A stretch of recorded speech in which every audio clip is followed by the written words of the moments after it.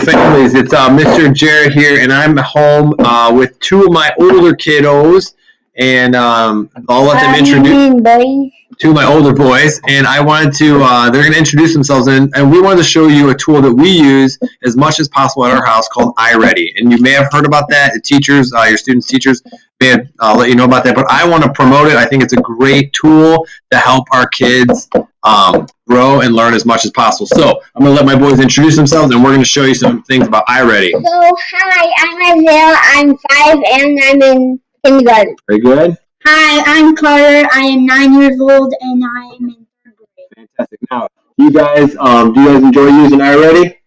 Yes. I know it's not maybe as cool as like your favorite show on Netflix or your favorite video games, but you guys enjoy learning through iReady? Yep.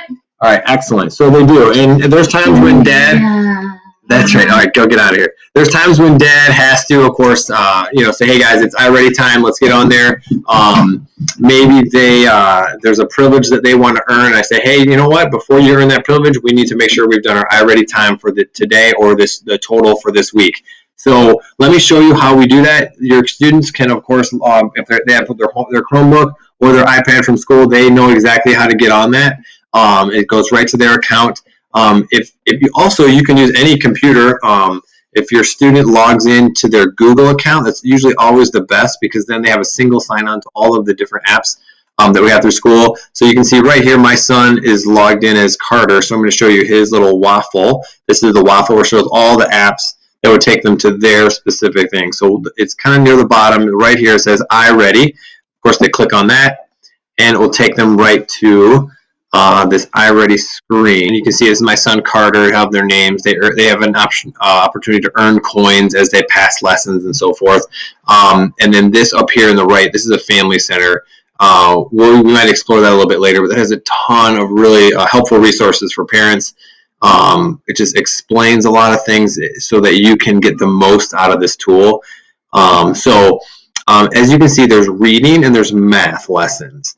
Now, at the beginning of the year, your student may have come home and let you know, and I know we emailed all the parents and let you know that your student was going to take what's called an iReady diagnostic, and it's an assessment that gives them questions. It starts them off like a grade or grade level below where they're at, and as they get questions right, it gets a little bit harder, and if they get a question wrong, it gets a little easier, and it's an adaptive test. So in the end, it gives them a really accurate score. It gives our teachers a lot of information about what they're able to do and not do on their own.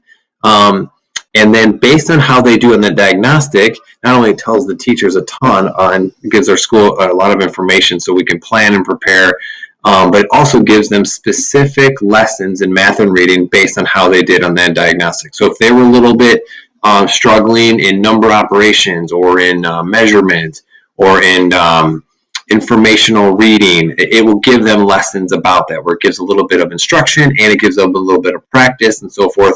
And so anyway, they can practice their lessons in reading and math.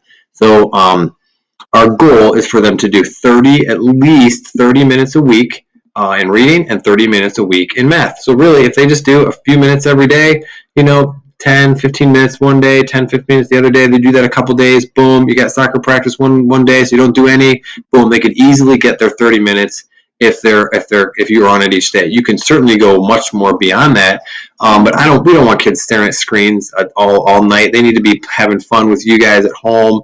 But man, they get home at 2 o'clock in the afternoon, so it's a great time for them to get on iReady and get their iReady minutes in. So when they click on a reading, so this one, it looks like my son, because it's the last day of the month, every day in the last, or every month they give them a little growth check. So it's a little mini assessment just to check how they're doing, to see if those lessons are helping them grow. So it looks like my son, he is in the middle of his reading growth check. So we'll go to math, and it looks like he's in the middle of one of his lessons. So we click on my lesson and boom, he'll keep plugging away. And again, those lessons are specific this happens to be my son's account, so this is specific for him. This is something that he's working on. He's doing numbers and operations, adding within 100, and boom, using that number line. So those lessons are just for him. It's something that his teacher wants him to learn. If students are above grade level or really doing well with where they're at, it's going to give them lessons there. And if they're struggling in a certain area, it's going to give them lessons at that area, help them build some more of that confidence. So there's kind of these groups down here. So this is the lessons. It's kind of like the checklist. So this is where your kids should be spending that at least 30 minutes a week in reading and 30 minutes a week in math. This will show their progress. So this is earlier in the week. And so my son has just barely started. He's only got 1 minute in, so he's got a lot of work to do before he can earn that incentive that he's working towards for the week. It'll show you how many lessons he's passed, so they can you'll see they earn stars and coins moving up that. And then it'll show you how many lessons they've passed in a row. So checking in on this screen with your student is always really good. So if you see them working through lessons or from in this tab, they'll be working through the lessons, when they're done or right before they start, say, hey, let's check your progress. Click right here, and you can see not only how many minutes they've done, how many lessons they passed, and so forth. So it's just a good check-in. It kind of keeps them accountable, and so forth. And our teachers, of course, can do this as well. They can see everyone in their class and how they're progressing. If our teachers see that a student is stuck on a lesson and they've maybe been working on that lesson a little bit of time, or they've taken a little quiz within that lesson and they failed it, they didn't do well, the teacher can kind of then step in, maybe give them a little instruction, give them a little coaching, and to get them back on track. One of the fun things right here, this is like kids can personalize their background. It's just kind of a fun thing. At one point, my kid had my student, or Carter, he had the crazy cat on there, whatever. So you can make it look kind of fun.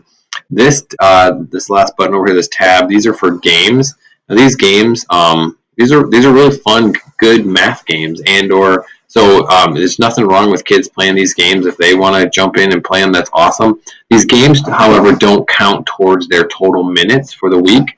So if they finish their minutes for the week and they want to play some games, awesome. That might be another good incentive to say, hey, if you want to play the Hungry Fish game, you need to make sure you get at least your 30 minutes. I keep bringing up this 30 minutes, and really, ideally, we would want every kid to be from 30 to 60 minutes every week on math, and 30 to 60 minutes every week on reading.